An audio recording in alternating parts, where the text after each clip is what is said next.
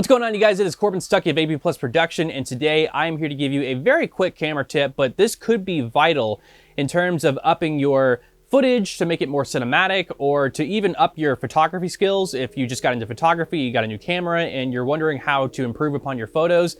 And the topic that we're going to be talking about today is that of aperture.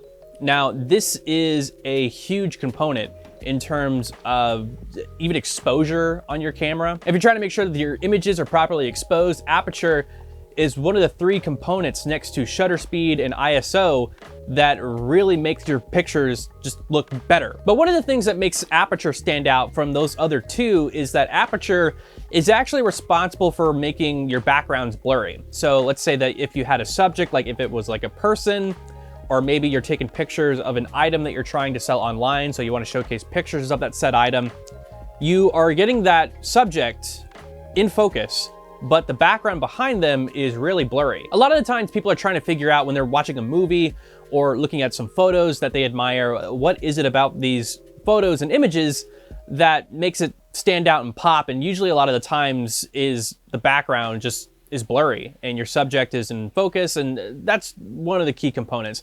A lot of the other things is lighting and other things, but the basics really is just that background being blurry and making sure that your subject is in focus.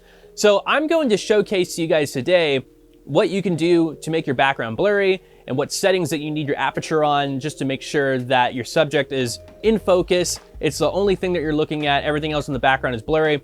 So yeah, let's go ahead and get started. As you can see here, we've got this chess piece as our subject, and the background, well, you can kind of see the background a little bit. So what you need to do is that you need to bring your aperture down to the lowest aperture value as much as possible. The lower your aperture value is, the more blurry your background is going to be. But there is kind of a con to this, or not necessarily a con, something you have to work around.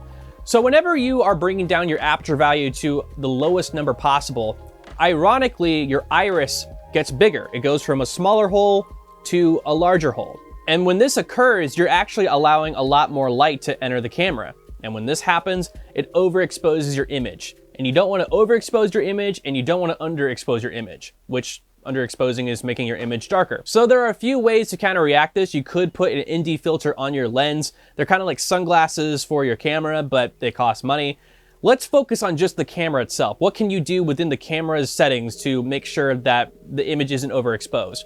Well, there is shutter speed. So whenever you boost your shutter speed up any value, it actually gets darker. It's the opposite of aperture. So if you have like an aperture that is making your camera overexposed, you might want to just bump up your shutter speed. There's also other things that you can do, like bringing your ISO down. So like, let's say that your ISO, you found out that your ISO is at like maybe 400. The higher your ISO, the more bright your image is going to be.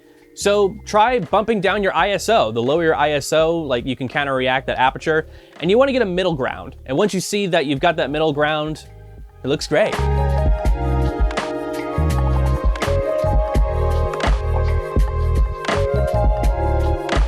So yeah, whenever you're looking into getting a new camera, also look into lenses as well, because lenses are equally as important.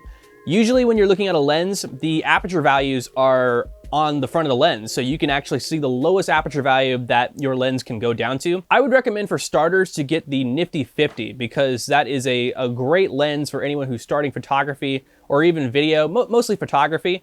But the Nifty 50 actually goes down to an aperture value of 1.8. That's lower than this lens that we're using. So I love that lens 100%. I've used it multiple times for weddings.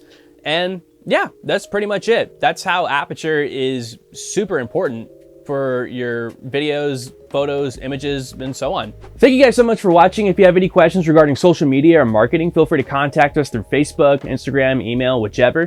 And if you have any camera tips that you'd like us to cover in the near future, feel free to comment down below what questions you have, and we'll see if we can cover that in the next video. Thank you guys so much. I'm Corbin Stuckey, and this is AB+Production.